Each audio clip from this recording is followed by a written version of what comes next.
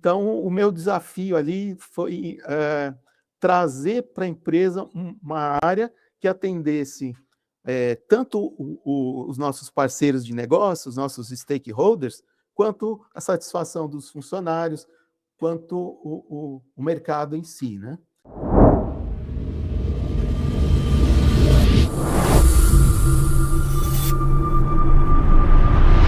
Muito bem, estou aqui com Plínio Nicolosi, da Certrending. Seja muito bem-vindo, meu amigo, ao Executive Talk. Uma alegria, é uma honra receber você aqui nesse canal, ouvi-lo, entender um pouco mais da jornada, dos projetos, tudo aquilo que você já tem feito a diferença nesses longos anos de atuação. E eu quero já iniciar aqui, primeiramente, reconhecendo uma grande conquista, que eu tenho certeza que é para você. Você é um dos top 50 executivos de destaque de jurídico e compliance 2026. Parabéns por isso, Plínio. E, dito isso, eu já vou estender aqui para deixar você falar mais à vontade, que eu tenho certeza que tem muita coisa boa para você compartilhar com a gente. Plínio, me corrija se eu estiver errado, mas eu entendo que você construiu aí mais de 23 anos de carreira em auditoria, controles internos e compliance, passando por empresas como Telefônica, 10 anos também na Claro, cuidando de SOX e controles do Grupo América Móvil, e depois pela Estre Ambiental, onde você ali estruturou o programa anti-suborno até a certificação ISO 37001. Hoje você lidera o compliance da Certrending, e é por isso que você está aqui, porque também, além de fazer a diferença na Certrending, você foi selecionado como um top 50 executivos de destaque de jurídico e compliance 2026, com um case que chamou a atenção da nossa curadoria.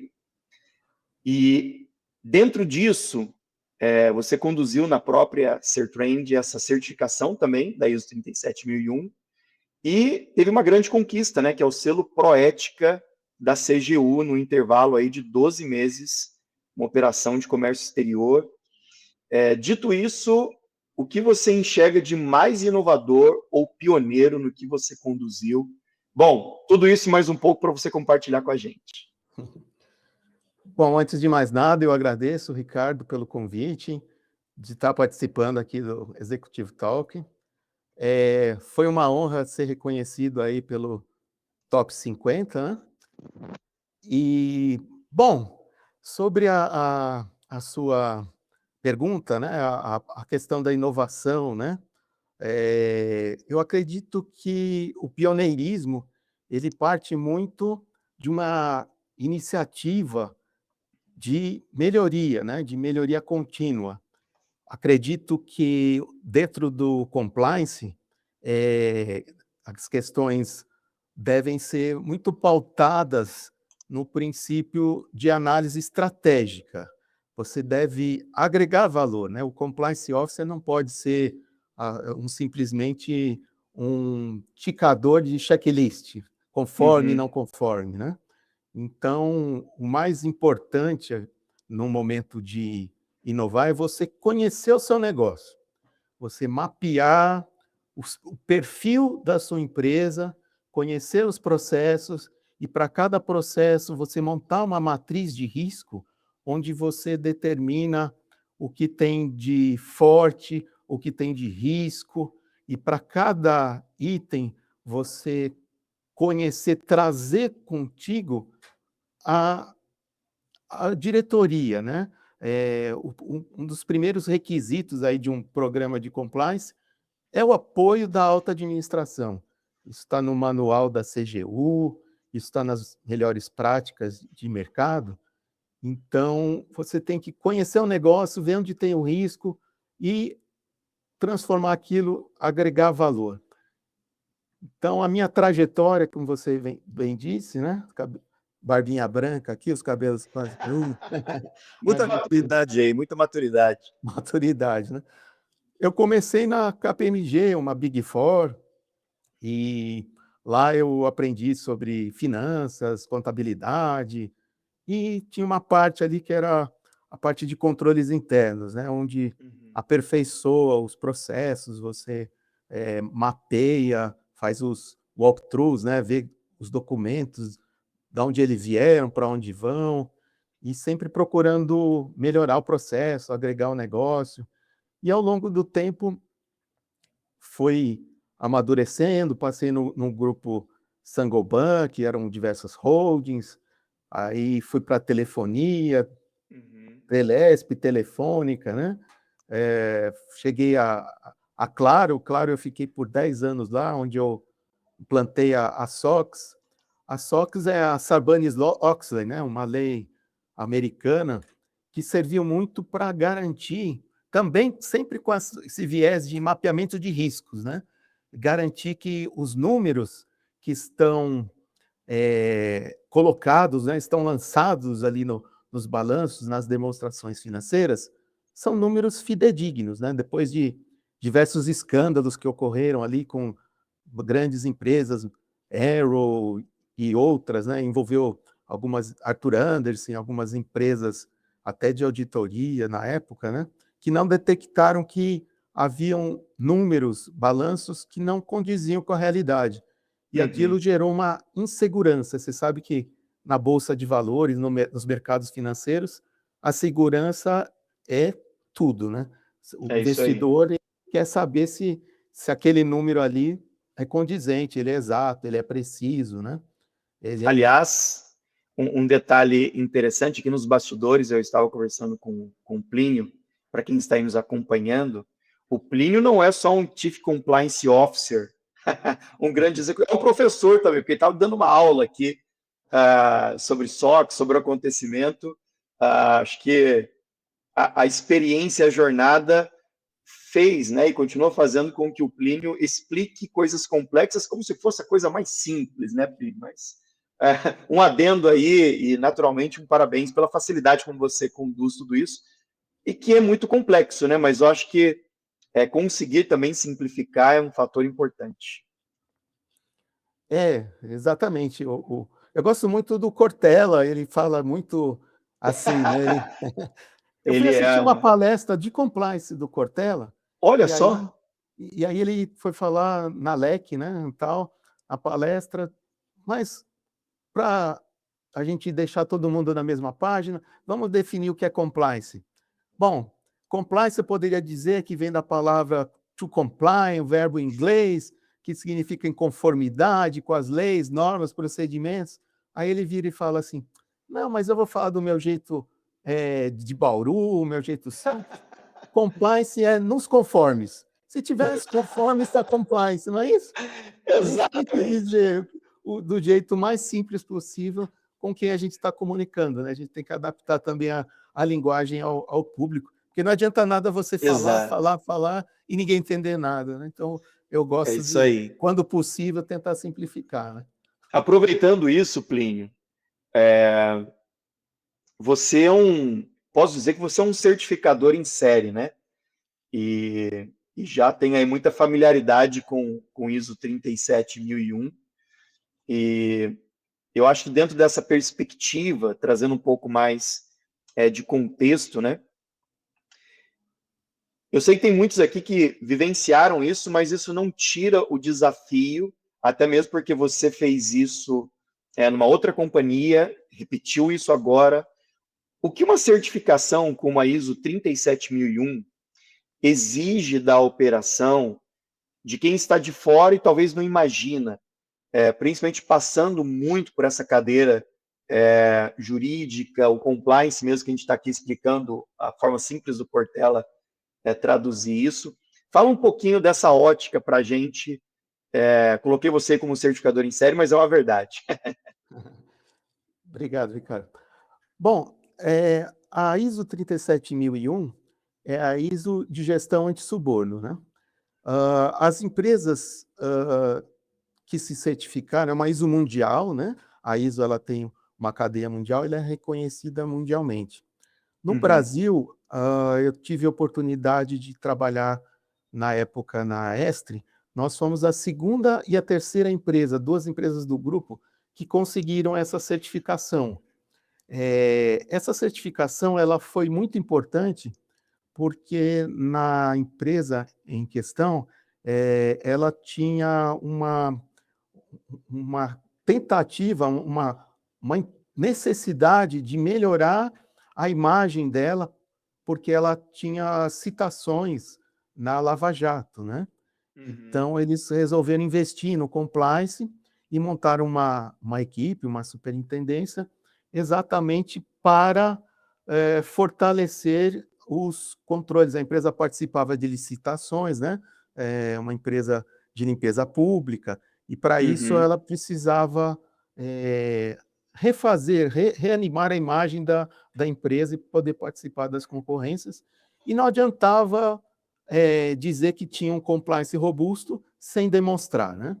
Então, a ISO 37001, ela usa as melhores práticas ali do mercado, né? Ela é uma ISO reconhecida internacionalmente, Sim. e com os diversos requisitos que a ISO tem, que acabou batendo muito com a Lei Anticorrupção Brasileira, 12846 de 2013, né?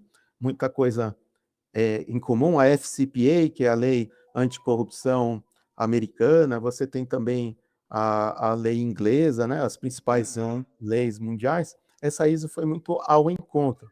Então, tem um mapeamento dos processos, e diversos controles que são auditados em loco, né? Tudo tem que ser documentado, tudo que tem que ser comprovado. E com isso a empresa ela acaba crescendo em termos de governança, né?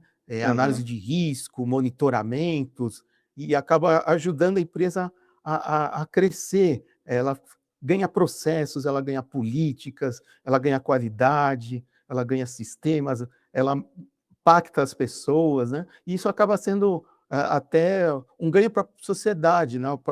As ISOs, elas trazem esse benefício Uhum. nesse contexto global, né? E Perfeito. nós conseguimos lá na Estre essa certificação. E aí eu trouxe uma necessidade. O comércio exterior, ele começou a demandar os donos que criaram as empresas de comércio exterior, eles eram muito bons na parte operacional, conseguir clientes, nacionalizar a mercadoria, usar os benefícios fiscais, mas eles acabaram sendo muito bons na parte comercial, parte operacional. A parte de governança, eles começaram a sofrer um pouco quando começaram a pegar multinacionais, clientes nacionais de grande porte, que começaram a exigir externamente, né, uma governança. Então, começaram a vir questionamentos, você tem isso, você tem esse controle, você tem um monitoramento, como você garante que não tem fraudes, que, né, o que você dá treinamentos, você tem comunicação, uma série de requisitos importantes, e a empresa não tinha essa área. Então, Certo. a gestão da Sertrade, que é uma empresa do grupo BTG, focada assim na importação, a gente importa carros, remédios, máquinas, equipamentos, aeronaves, né? A gente tem 16 setores de atuação, ela é muito regulamentada, tanto pelo Banco Central, né, pela Receita Federal, quanto pelo clientes e fornecedores que querem fazer negócio somente com empresas idôneas, né? Eles trazem isso das matrizes, né, do exterior, trabalhar com empresas que valorizem essa Sim. questão financeira, essa questão de controles. Então, o meu desafio ali foi trazer para a empresa uma área que atendesse tanto os nossos parceiros de negócio, os nossos stakeholders, quanto a satisfação dos funcionários, quanto o mercado em si, né?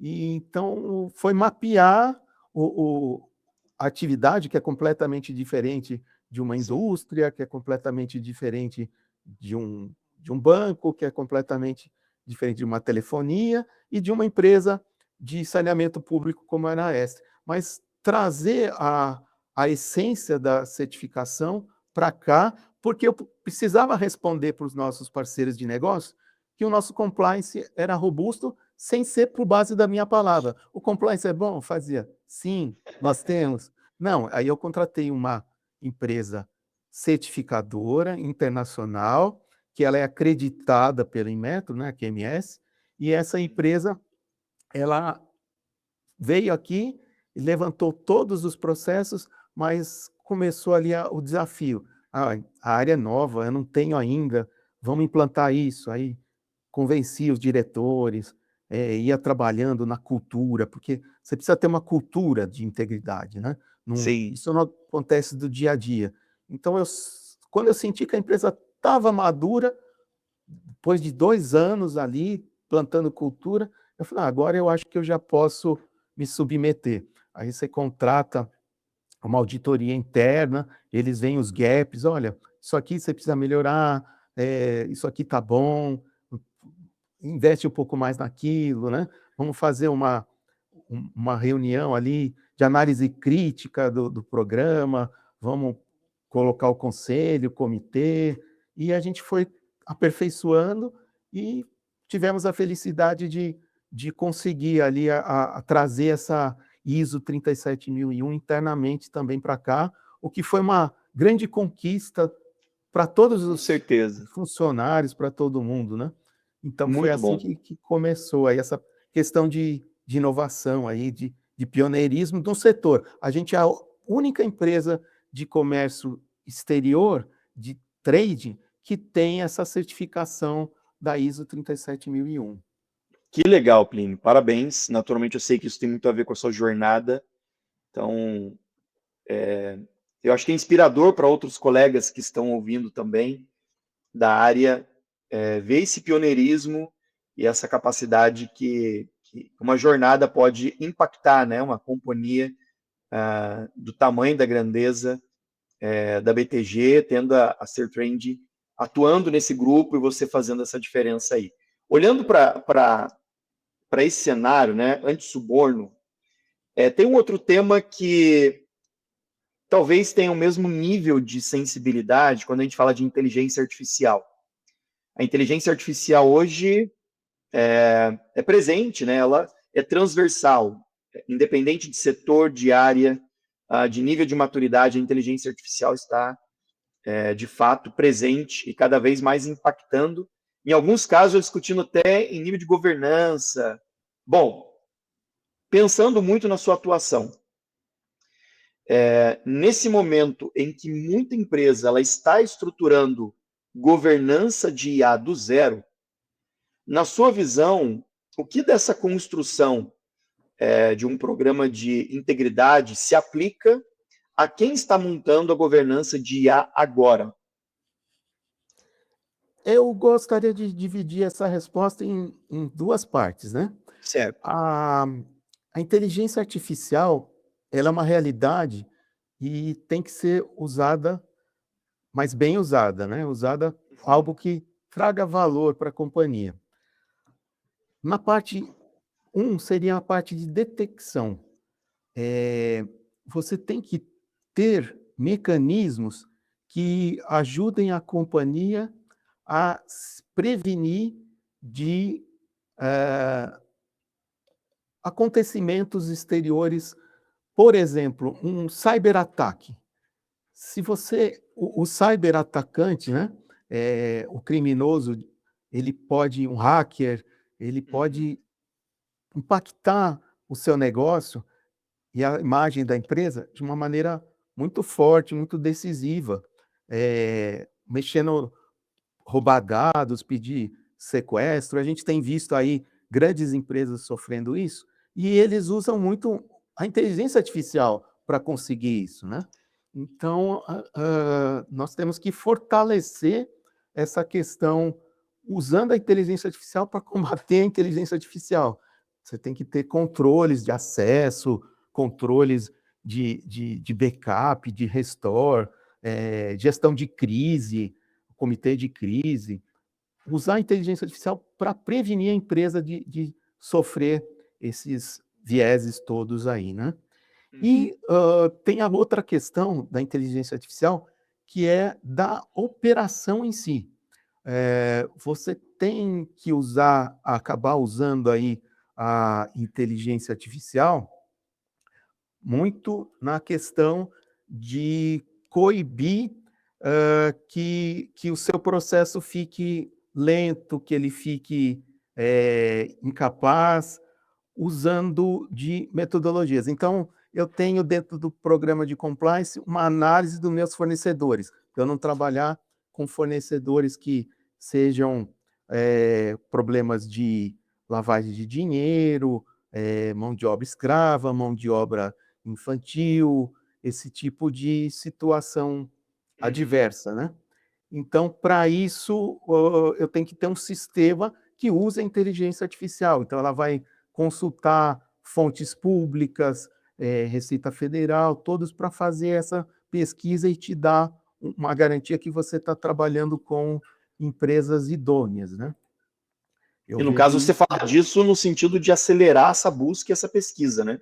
Exato, de acelerar essa busca, essa pesquisa. E em diversas outras atividades, né?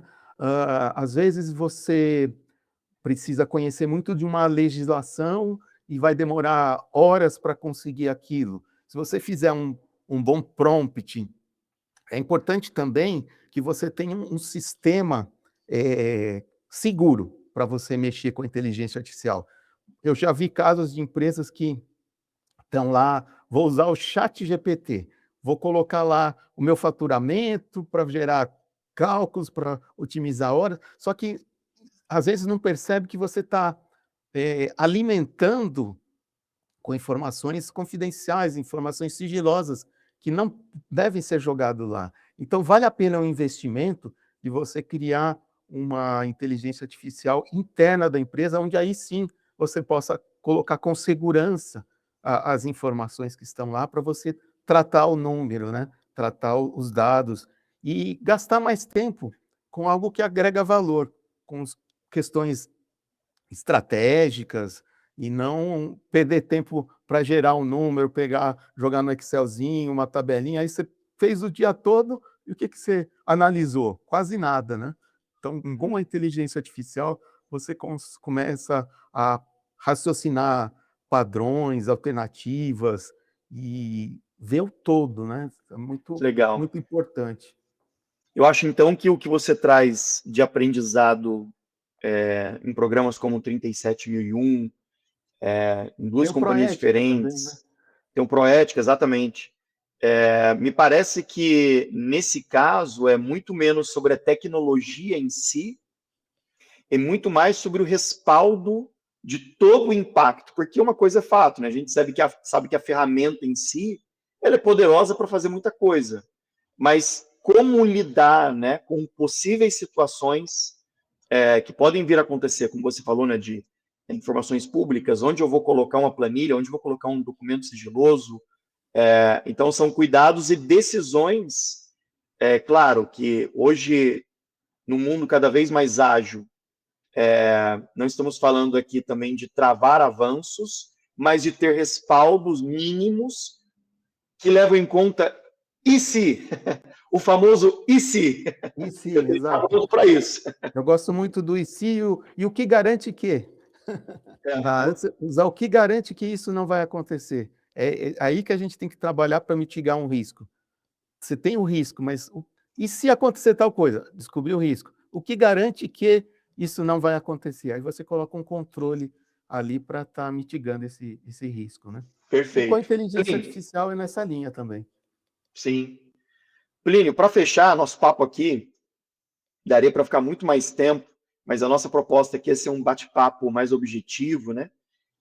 Usando muito dessa sua jornada, mais aí de 23 anos de experiência entre auditoria, integridade, compartilhando muito com os colegas que estão acompanhando, qual aprendizado dessa trajetória você faria questão de deixar para os seus pares hoje? Dentro dessa perspectiva de que marcou, que foi um aprendizado importante, um diferencial para você. Olha, se eu pudesse falar para mim anteriormente, né, conversar com o meu do passado, o conselho que eu dou é foca no estratégico.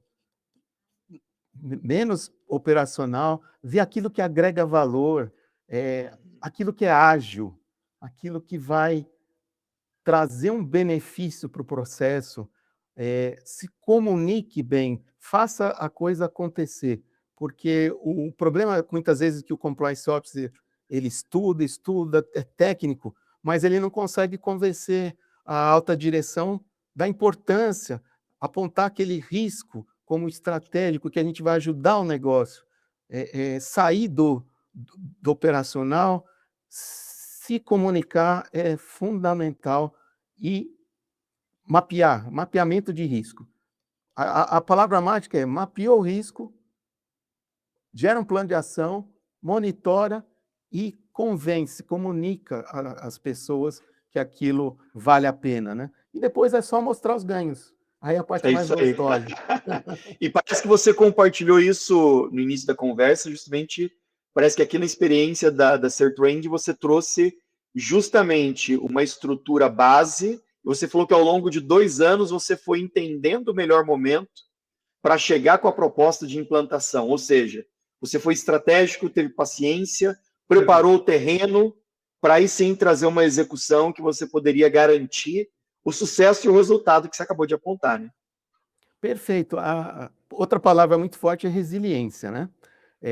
Eu já tinha a ISO 37001, era uma grande conquista, a empresa estava muito satisfeita, os clientes estavam, os parceiros de negócio estavam valorizando bastante, mas eu falei, por que não? Melhoria contínua não é o requisito 10? Vamos tentar melhorar. Fui para o Proética, não consegui no primeiro ano. A gente não conseguiu, fez todo o trabalho, aí vem lá a nota, tiramos 70, ótimo, nota suficiente. Mas um dos requisitos a gente não conseguiu a nota mínima, que era 40 pontos. Podia desistir, podia ficar frustrado. Não, vamos trabalhar nesse quesito, manter e melhorar os outros, mas vamos focar nesse. Aí no outro ano, trabalhamos duro e conseguimos. Então, é resiliência, é aperfeiçoamento, é melhoria contínua. Acho que é isso, é a chave aí, esse é o conselho. Não desista. Muita gente desiste quando está próximo de conseguir. Nem imagina que a chegada está ali do lado já. Muito bom, muito bom. Plínio Nicolosi, Chief Compliance Officer da Certrend. Meu amigo, foi muito bom bater esse papo contigo. Tenho certeza que quem nos acompanha aqui também vai tirar muitos insights dessa conversa. Obrigado mais uma vez pelo seu tempo. E acredito que vamos nos ver em setembro no nosso evento. E você vai com certeza estar lá para também ser prestigiado. E vamos poder conversar lá pessoalmente, vai ser muito bom. Obrigado, Ricardo. Quero muito te dar um abraço lá no evento, no dia, e agradecer a você e a todo esse público e a esse povo de compliance, que é uma profissão muito bonita, assim, nós somos guerreiros aí na melhoria da sociedade aí. Muito Muito obrigado. bom. E, naturalmente, todos ficam convidados para estar conosco no Legal Executive Summit. Vai acontecer agora em setembro. Vamos deixar aqui as informações na descrição para quem também quiser estar conosco. Vai ser muito bem-vindo. Plínio, um abraço e até breve, né? Nos vemos lá no evento.